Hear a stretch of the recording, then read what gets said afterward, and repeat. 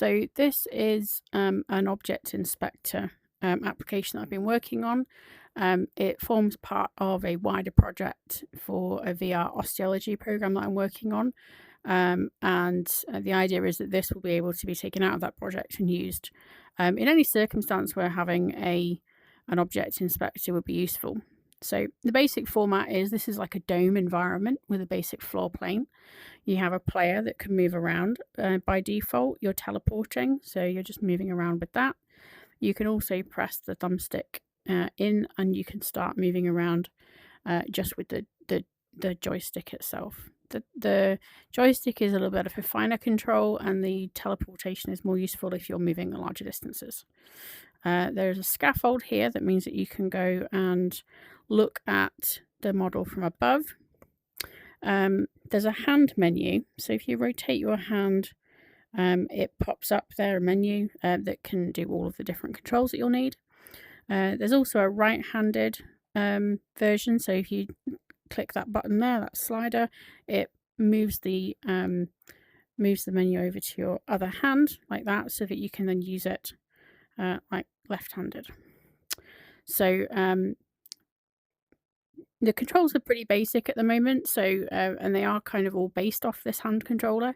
I did that because it's all well and good having like control panels everywhere and stuff, but that would then mean having to move around the space quite a lot to achieve what you want. Whereas with the hand controller menu, it allows you to make any adjustments you need from wherever in the space you are. So the first one is the scaler, and you can scale the object up and down using that.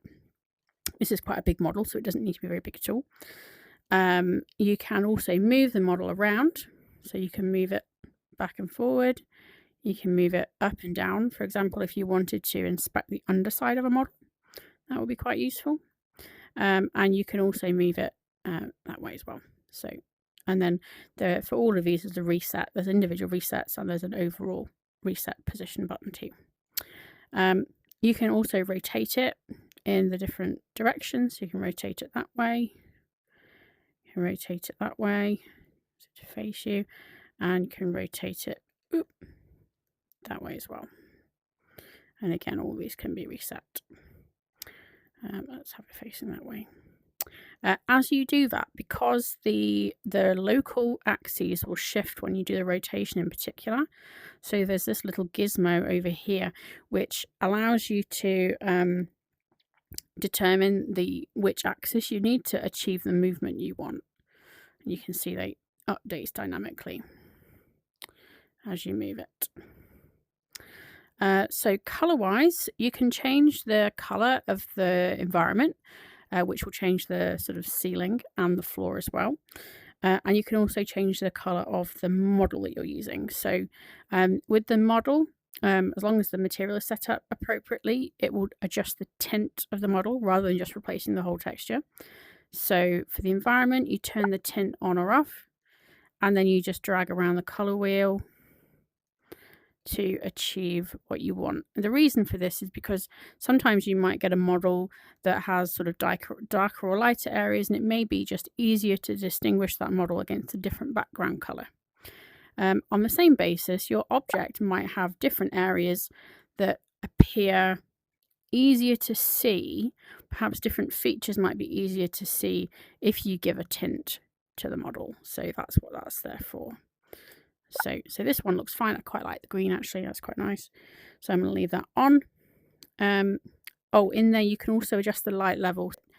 Some people can be a bit sensitive to different light conditions, particularly in VR, because obviously you are staring at a bright light panel. So you can adjust the level of the light using this slider to sort of customize the environment for yourself that way. And then tools. So we have a tool dock, which pops these tools into your view. We have two tools here. So we have the lamp and a magnifier, and they are in a dock, so they're snapped into this location. You can pick them up out of it like that. Oh, I accidentally did a snap turn there, didn't mean to. So we now have these tools here. We don't need the dock but we can put them back in like that and snap them out of the way. But once we've got them out, we don't need the dock, but we still need it to be available. So you can click the little X there, and then it minimizes to this little menu here, so you can access it again just by clicking it again. Once we've got the tools out, we can do a few things. So this one is a light. It is a constant light. What we can do is, if we look at this, we have some options for intensity, which adjusts the brightness of the light, but we also have this range. So if you look at the skull, you can see it brightening up as I do that, because I'm increasing the range of effect of this lamp. So that could be useful for looking at, say, for example, with the skull, there are some sort of darker nooks and crannies, etc. And this would make it easier to see those bits. The magnifier allows you to magnify. I haven't got any specific controls for adjusting the magnification yet. Ooh. I accidentally teleported off. So, yeah, you will see that my tools are over here. So let me just move over that way a bit. So we can magnify into this. So I could probably put a control in for that at some point. I don't have one at the moment, but you can see that. Now, if I go over here and I go, the magnifier and the torch are all the way over there. I want them back over here. So what I can do is I can, no, my button is gone. I've been messing around with the UI on this. Just a moment. Here we go. Sorry, I've been twiddling with the UI because I've been adding stuff to it. So there's this recall tools button here. And what that does is it pops them back in the dock. So wherever you are, you can always get the tools back. So the idea is that you can move around the space without needing to go back to somewhere just because you've left something behind, you know? So let's get rid of that. So the other things that we have in here, I'll turn the tool dock off. So if I turn the slice tools on, I've got 3 axis control of the ability to slice through the model, so see through it effectively, and we can also use these in combination. If I turn the X one on, so we have this frame come up, and the frame defines the size of the slice. It is scaled according to the size of the object as well, so when that's scaled up and down, the slicer is also scaled up and down. So in order to achieve a slice, we just move it through from front to back in this case. And we can't see it from here because it's the other side of it, but you can see that it's slowly disappearing as we do that. If I turn on the Y-axis one, that will give us a top down. So as you can see, it's gradually disappearing as we go through it. And this will work on any model. So it can be used, for example, for animated models that maybe have internal moving parts so that you can see the internal mechanics of what's going on. And it can just be raised and lowered like that. And then we have the Z-axis one, which goes through the other direction. So if I go over here, we can see what that looks like through here. So if I just teleport down,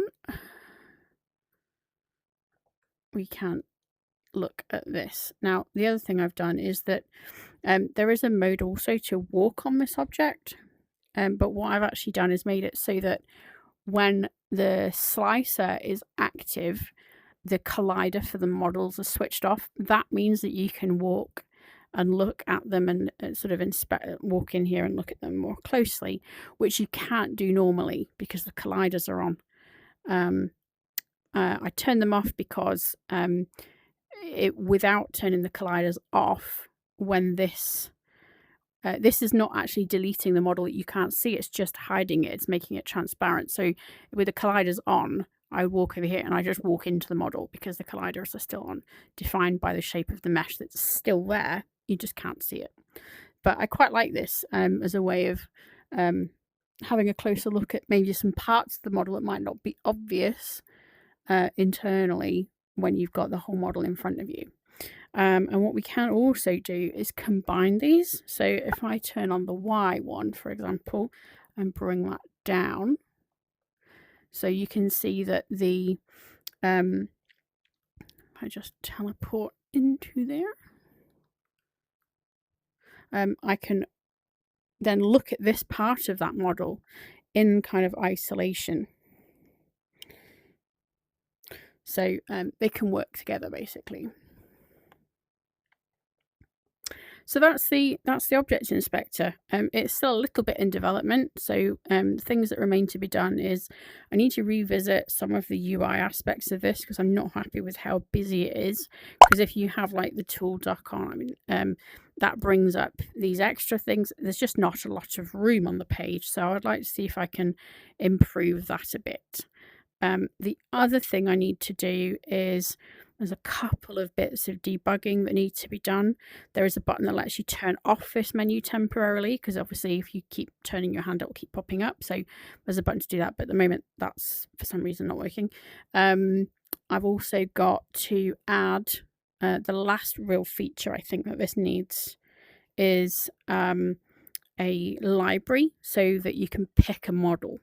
At the moment, the way this was conceived of for the project that it's intended for is that you click the exit inspector button and it like takes you back into the main kind of osteology lab.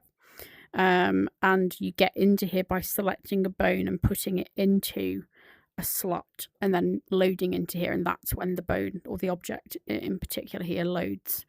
So having something inside here where you can switch models is the last piece, I think, really, to make this something that can be used elsewhere. And then, yeah, so I think it's nearly ready by and large. Just a little bit of tweaking left to do.